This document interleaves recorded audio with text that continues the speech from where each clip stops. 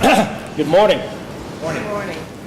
We're here on an order to show cause issued to Downtown Reporting.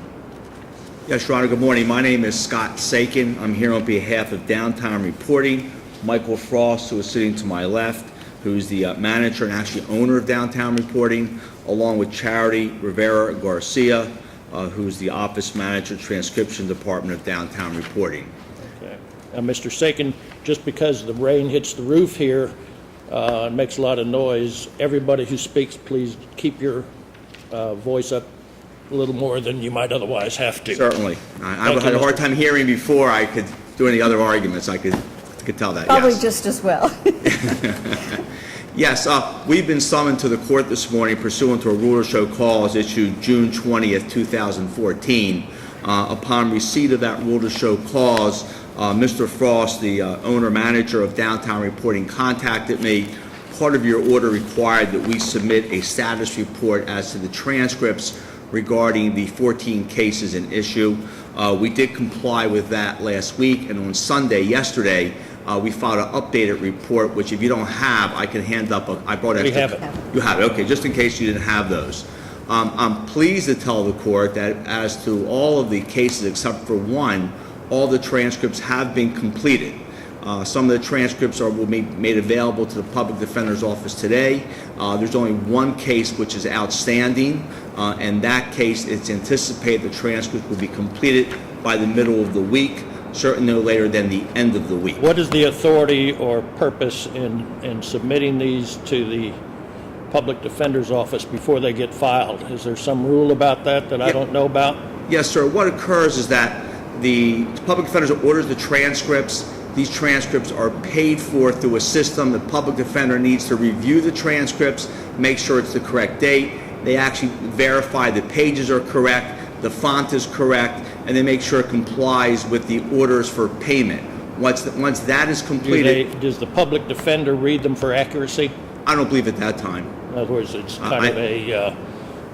It's a sort of a mechanical thing that occurs so that they can request the money to get the reporter paid. Is that what I'm understanding? Yeah, it's strictly for payment purposes, and then once that happens, it's usually within a week. It's up to the Public Defender's Office. They take the file over to the clerk's office, and they then file the original with the clerk. They keep a copy, and I'm not certain how the state or the Attorney General gets their copy, but apparently that works. So it always... You say that customarily within a week?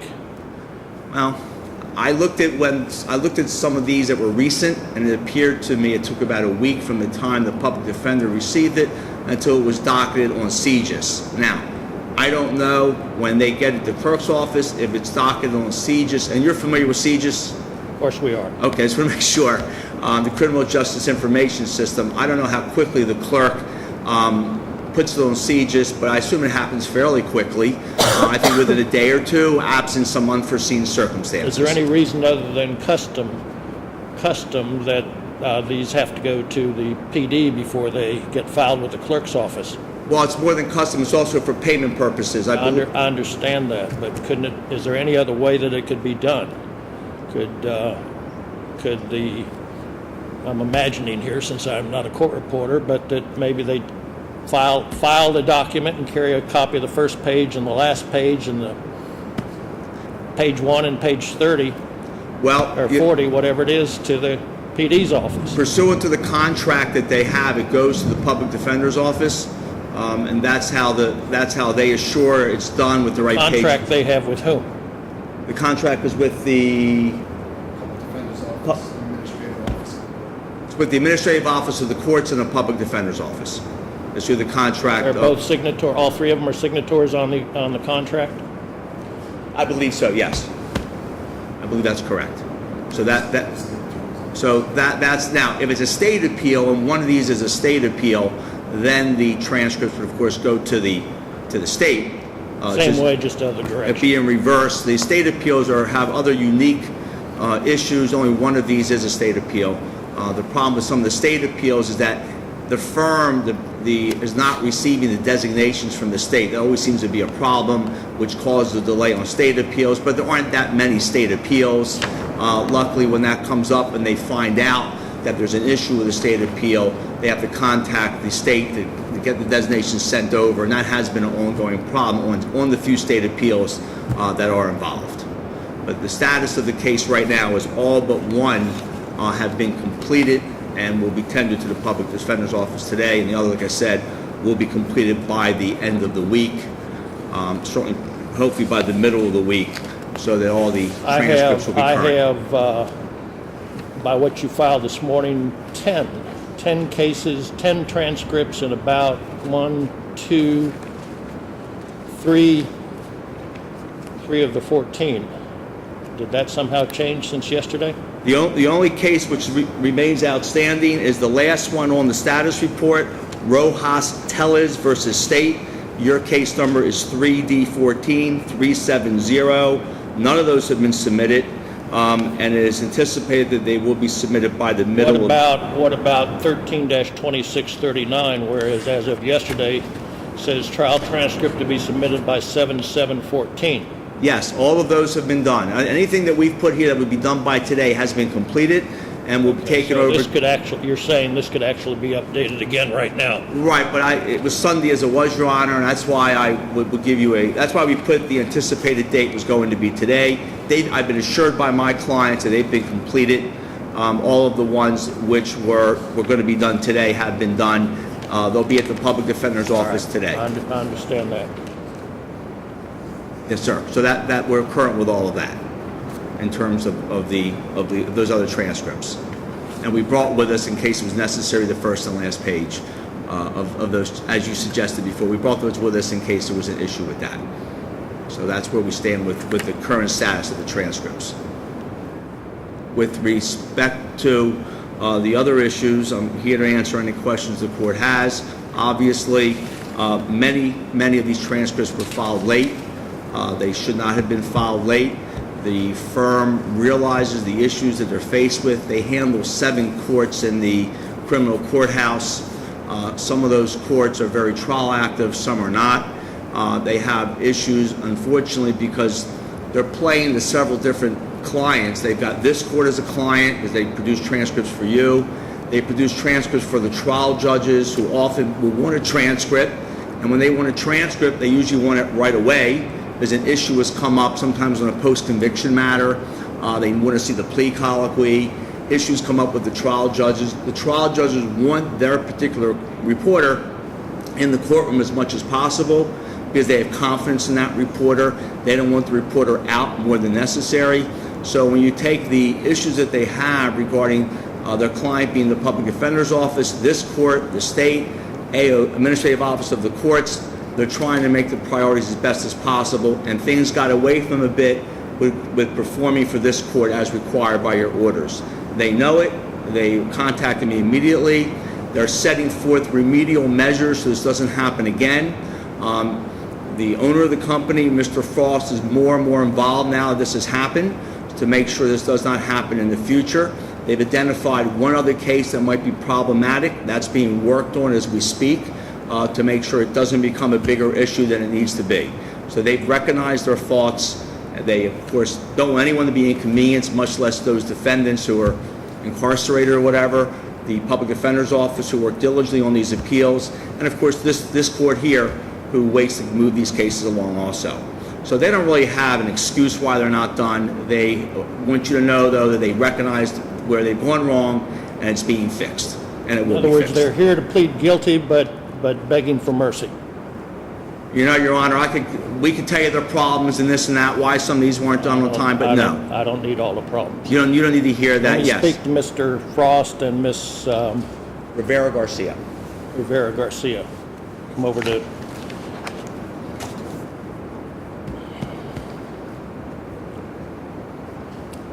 As I said, you both have to speak a little louder so I can hear you, all right? Mr. Frost, you're the owner of the company? Yes, sir. Are you there every day?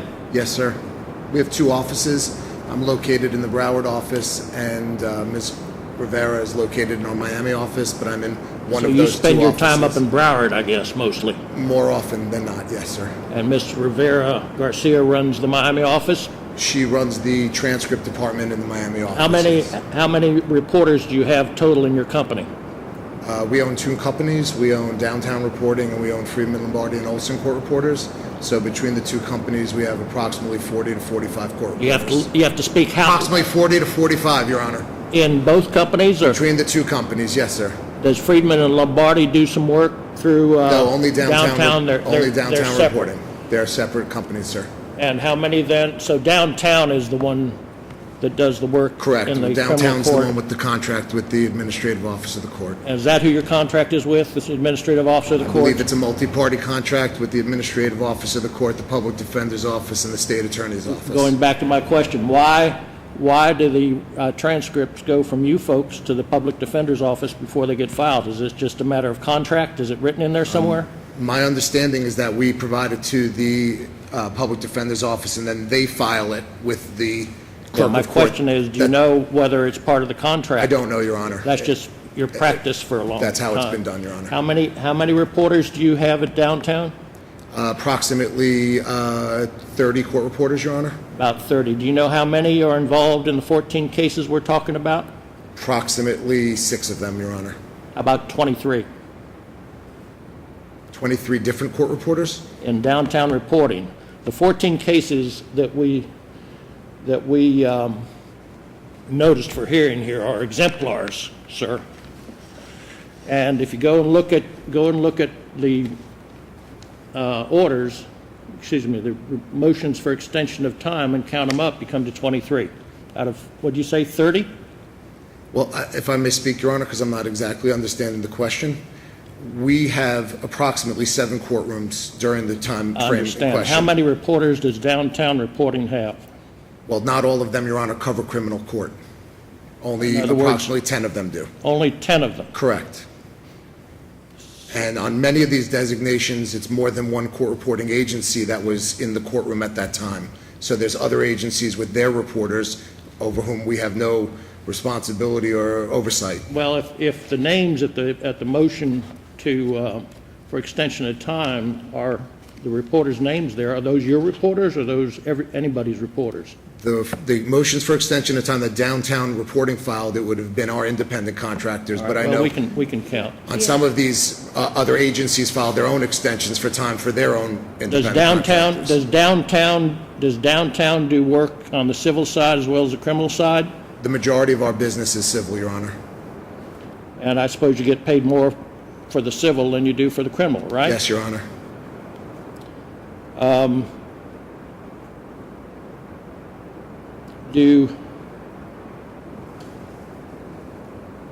Is there anybody from the, I'm going to call it, the Court Reporting Services Department of the Administrative Office of the Courts? Is that who you have your contract with?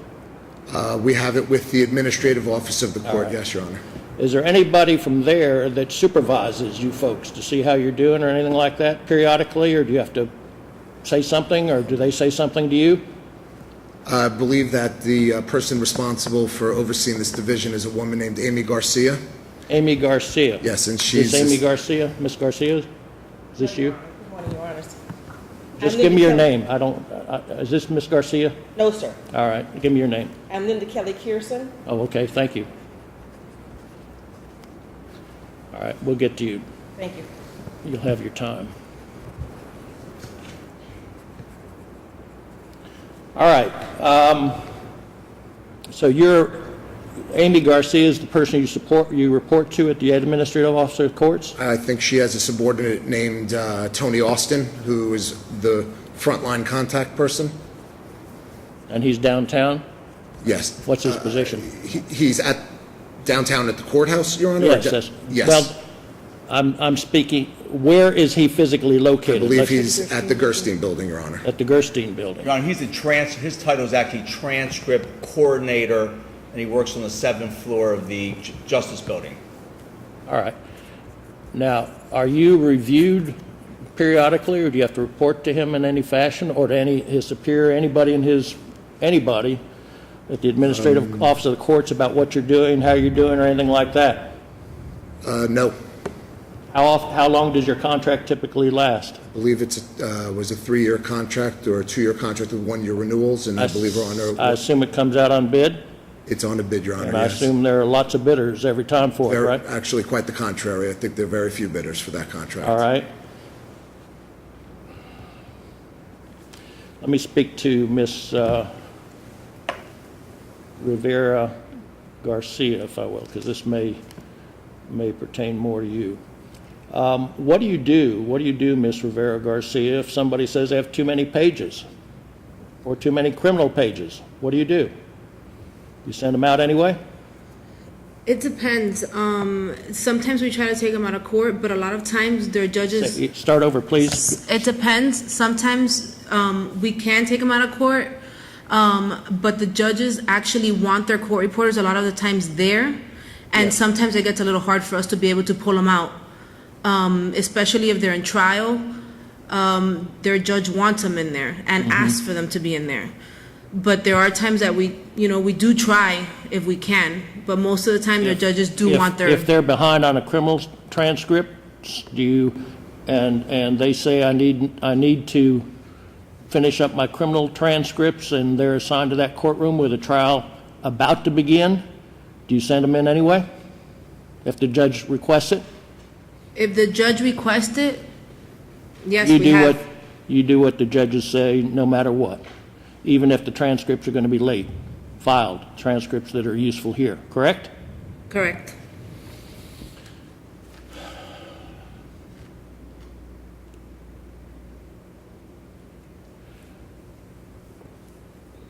Your Honor? With respect to Mr. Frost, could you not just hire more reporters so you don't have this problem? Well, as a practical business matter, it's challenging to find court reporters that want to service the 11th Judicial Circuit. So there's a limited availability of people who are interested in performing that work. So we have... So you can find them on the civil side, but not so much on the criminal side, because they make more, right? Correct. And the subject matter of the proceedings is also, over time, disturbing to a lot of people. Let's say I only want to do civil. The vast majority of my reporters only do civil. The vast majority of them refuse to go to criminal court. If you ask them to go help out in the criminal court, they say no. Well, I will have to financially incentivize them to my detriment, yes, Your Honor. So just to clarify one of the questions you asked, Ms. Garcia, Charity is responsible for the transcripts. I'm more in tune on the scheduling side. The vast majority of the court reporters do not ask for time off to do their pages. They try to do the balance, because once they give up their time in court, they're giving up the money of court, and it's a financial balance for them with the judge's insistence that they be there. Do you schedule the reporters into the courtrooms in both Dade and Broward? Are you the scheduler? For downtown report, for the company, yes, but we only have the criminal court contract in Dade County, Your I Honor. understand that, but who schedules the people? I You're there, are you the person? I supervise the person who's not here today. All right. The first case, the Mitchell case, and I'm not going to go through them all, but the Mitchell case, the designations were filed January 14th. Transcripts, of course, due 30 days later. On June 20th, you got an NFE. And just before that, you asked for an extension beyond the time, beyond the NFE. And finally, on June 27th, you all filed affidavits saying there was no transcript for the designated dates. My question is, why couldn't that be determined way back on about February 16th? Well, Your Honor, our court reporters are independent contractors, so we don't control their work product. They control it. So as soon as we receive a notice of an appeal or any kind of information regarding a case, we submit it. Charity submits it. You know what dates they want out. We know the dates that the designation sets forth, a date and a court reporter name. We don't know as the office what took place that day. I understand that. I'm not suggesting that. I'm suggesting that with respect to this example, That reporter. why could when the designation comes in, why can't your transcript department, Ms. Rivera, take it and look at whatever the schedule is just to see whether or not they jive? If they don't jive, we don't have that schedule. We don't have any of those materials. you don't have any. We have nothing. All we have is the date we assigned the court reporter to be there. We don't know. We don't have a docket. We don't have their notes. I understand Yes. that, but you know you assigned the court reporter for that day, right? And on that day, for instance, on April 4th, 2013, Arthur would have been assigned to the judge at that courtroom that day. And so if the designation comes in and doesn't have June 14th or whatever you just said, you could find that out, right, pretty fast. All you had to do is look at your assignment dates. Correct. The affidavit we submitted on that date said that we were there, but nothing took place on that case. Not that we weren't there. The affidavit we supply says, yes, Your Honor, I, the court reporter, attended that court on that day, but nothing for State versus Mitchell took place. Why couldn't that be determined on February 16th rather than June 27th? I wish the court reporter would be more responsible to look in their notes and do that. But you know when they went and what they did, right? No, we don't. We just know they went, Your Honor. We You don't know where what they took worked place on, that day. And so it's not until sometime later you call a court reporter and they call you back and say, Correct. We are not, we don't that seems have, to me something that could be administratively solved, correct? please. Okay, the way it works is we're set to 7 different judges, and the reporter goes into, let's say, Judge Thomas, and they can have from 1 to 100 cases on that day. Those cases are not giving it to us as the office. All right. We're only given the judges that we have to be there for. But sooner or So- later, you make a phone call and find out there's nothing there, right? Well, the court reporter has to look through all their notes for that day to see. Well, but you could start that process earlier. We But- start but that. we do. I don't want to argue with you. It's something for you all to think about, all We right? do, okay. All right, now,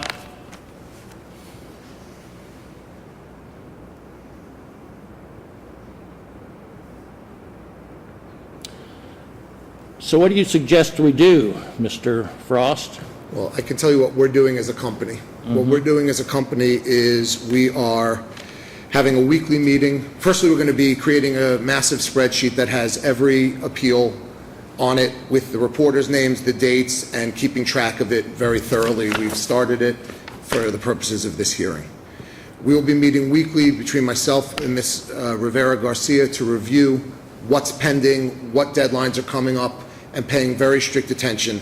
Because what really happened here, Your Honor, is there was a breakdown in communication between the transcript department and the scheduling department. And although the court reporters did not request days Who's off, the scheduling department? Is that you? it's me and another woman who works for me in Broward. Okay, And so scheduling's done out of Broward. correct, Your Honor. And the two hands were not speaking to each other. And even though the reporters were not requesting the time off, we should have been keeping better track of what was due and when the deadlines were, and having the scheduling department pull those people off. All right. And we didn't. I don't need to know. I hope that you're doing something. Let me ask Ms. Rivera a question. Ms. Rivera, in these 14 that I just picked for examples, on June 11th, among these 14, on June 11th of this year, you filed motions to extend the transcript due dates on 9 of the 14 cases. Do you remember doing that? Yes, sir. And on all 9 of those cases, you asked for an extension to July 11th, correct? And this was all 9 of them were already on an NFE, right? Correct. And several of the NFEs had already run, correct? Correct. And you filed these minutes apart on June 11th, did you not? Correct. Did you speak to any of the reporters to find out whether 30 days is what they needed from the NFE, or how much more time they really needed, or did you just file these things? I filed them, and the reporters, I was already telling them they had to be in because they were already past last extension. And did every one of them, just by happenstance, say, I'll have it in July 11th? Is that the way it worked? No, it's just that usually the extensions that I send out are per the 30 days, or each So 30 days. the 30 days, the dates you asked really had no relevance whatsoever to reality, correct? Correct. May I ask a question? I assume you know what NFE means. No further extensions. No further extensions. I assume your court reporters know what NFE means. Yes. We don't have time for this. It means no further extensions without having to go through this dance. Did you know what NFE meant before Mr. Frost and Mr. Sakin told you? Well, I know it by no further extension. I didn't know the abbreviation. Well,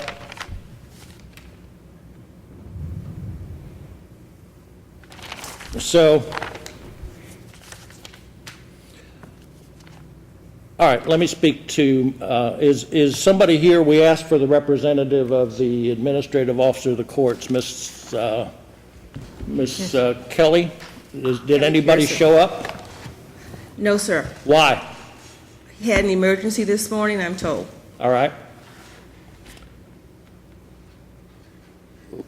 Maybe you can answer some of my questions in any event. If we need to, we'll reset this. Do you know what, is it, do you know what, this I guess is the transcript department of the administrative officer of the courts? Is that how that works? Yes, sir. That's kind of what it's called, more or less? More or less, sir. More or less. And you folks bid out the work, I suppose? Yes. And when the contracts I assume are roughly the same, probably for criminal work for everybody? Yes, Pretty much, because the bids go out and they come back and that's correct. all that sort of stuff. Do you know why the transcripts go to the PD before they get filed? I think it's just a matter of practice. The contract, I don't think calls for that, sir. It's just a matter to make sure that the transcripts are in order before they're filed officially. Do you know what the supervision practices are with respect to these reporting firms? Do they have to meet with Mr. Austin or somebody like that periodically? My understanding, they don't meet on a regular basis if there's an issue, or if a judge has a concern about one of the court reporting firms, he will meet with the court reporting firm. Then essentially it's reactive, right? That's correct. If a judge complains, then Mr. Mr. Austin gets involved. So we That's have, correct. in order for us to get satisfaction, we have to complain, right? Yes. Okay, Quite so if frankly. we meet here every month, I guess maybe things will work well, right? I would hope it wasn't come to that. Well, let me ask you this. When the bids go out, do you get a pretty good number of responses? We really don't, as Mr. Frost indicated. Most court reporting firms are not amenable to working with Dane County any longer. So we don't. We may Why? we may Just too get much- as many as 10 or 12 for the Just most too part. much, just too much trouble? Not enough money. Not enough money, all right, that's something I can understand. Do you know whether or not the administrative officer of the courts, for example, has, as we do here, the ability to hold somebody's pay back for a month or for a day or two as a penalty for non-performance? Do you know whether that exists in the contracts? Yes, sir, we can. We can certainly hold them in contempt of court as well. Judge Nugent Safety has, as a matter of fact, called this particular firm before her to make sure that they are in compliance after hearing from this court. Right. So we do. On remands? I'm sorry? On remands, we call Yes. them remands here. All right, and she keeps just kind of rolling it over every month until they get the job done, right? Well, the only ones that we had before her now, I'm told, were two of them. That was the Bertram Samuel and the Arthur DeBose. All right, that's fine. But the point I'm trying to get at is that basically it's a rolling thing. The reporter comes in and says, I'll have it out July 1st. If July 1st comes, the reporter shows up again, says, I need it to July 30th, and so it goes. That's about the way it works, right? Well, yes, sir. Has the trial court, how long have you been with the state down here? 13 years. 13 years. And the 13 years, and you've been general counsel a pretty long time. 13 years. 13 years, right. All right, congratulations. Thank you. And with respect to that period of time, are you aware of any trial judge who was hearing remands who held somebody in contempt and did something about a problem of this nature? No, sir, I'm not aware of that. Thank you, Ms. Kearson, or Ms. Kelly, I should say. Let me speak with Ms. Laredo. Ms. Laredo, Yes, Your Honor.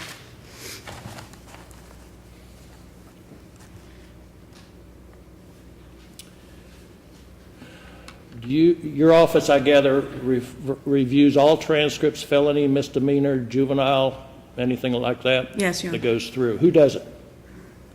One of our assistants, my head assistant, Maria Carby, or one of the 4 assistants So it under her. doesn't go down will to the review line, it doesn't go to the line lawyers or the appellate lawyers or anything like that? It's Not at more- that point. What we do is we look to make sure that every date that we ordered in the designation was received. You check it against anything else?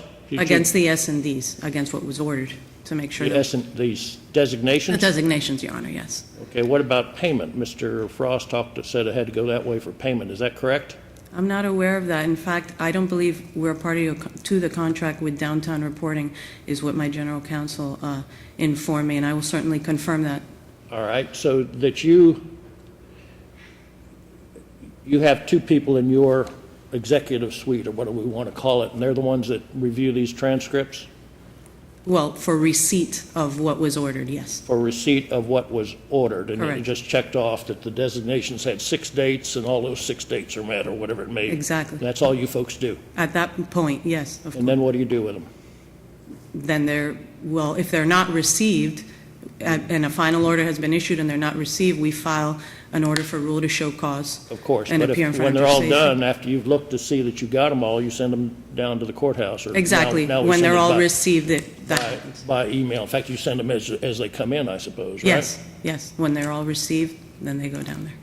When they're all received, or when they come in, even if it's 3 of 6? I don't think it's done piecemeal because they all have to be received in order for the record to be complete. Is there any reason why they have to come? What if there's an NFE on it? Do the reporters tell you so that you can get them out before the NFE? When we know there's an NFE out, once they've passed that deadline for the NFE is when we file the rule to show cause. Generally, for the most part, we receive it before the NFE. Once the NFE passes, we promptly file the rule to show cause and get it in front of Judge Safety as soon as possible so that we can receive them. Have you had problems with this court reporting firm? Have you folks had problems with this court reporting firm?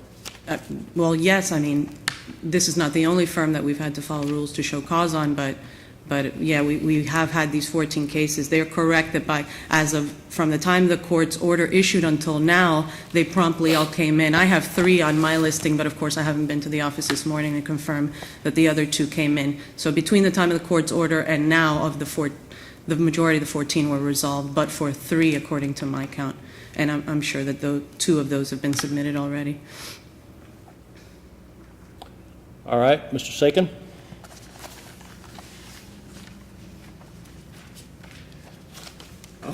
Your Honor, the situation is they are working diligently and trying to get things right. They have brought things up to date except for that one case.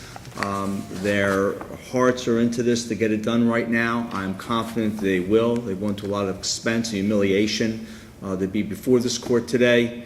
We were thinking, when was the last time we had one of these hearings? I couldn't recall one, and I've been around a long time myself. Judge Schwartz used to hold them. Do you remember that? Or I sure do. You're old enough to remember. I'm old those enough to days. remember. So, Yes. And perhaps the prior chief wasn't as diligent. She wasn't as diligent as the current chief was in having rules to show cause, I but would disagree with that. But so what should we do now? So you want the chief just to go down there and order, well, another NFE, I guess, if there's just 1 or 2 left? And I've done that time and time again for the last umpteen months. Should I go do it again? Well, I think what should be done here is, I think you see that they take the rule to show cause seriously. They worked over. The other thing I could do is just not bother with NFEs, and, they'll file them whenever they get there. Well- And the defendants, some of whom ought to be out in the road, out on the, free, tough luck, right? Well, That's an alternative. we understand the defendants have As a a right criminal to. defense lawyer, you wouldn't agree with that, of course. I think everyone At all. has their right to get these cases moving. You have a right to expect these transcripts within a certain amount of time. They need to find out from the reporters realistic timeframes when they need to get these transcripts in, how long they really need, and they need to work better and need to be more diligent. So what if I ordered, if after a certain amount of time, I just ordered whatever reporter it is out of the criminal courtroom until they bring their volume down? Mr. Frost has told me they have a phrase, off the books. Those reporters who have transcripts due here, who are near their extension time are being removed off the books. That means they're off the books to work in court. So Contrary if I to... see these orders, this situation again, I could essentially do what he's doing, I suppose, right? Just tell him out of the courtroom until I get this transcript. We think you're busy enough that that should not be your headache. That's Mr. Frost's I job. agree with that. And that's what he's being paid to do, to make sure that they're not back here again. Because, counsel, you have to realize that this causes an administrative burden here. It's not only denies the defendants due process because they need to get in here and they need to have their cases done, but this churning of paper with NFEs and churning of documents of NFEs, it burdens the chief judge, it burdens the clerk's office. It's a huge burden on this court, believe it or not, which is unnecessary. We should send out one NFE, one. And when someone sees that NFE, they should hop to it. And they will. And we have the legal authority to fine court reporters who don't comply, do we not, at a contempt hearing? I believe you do, Your Honor.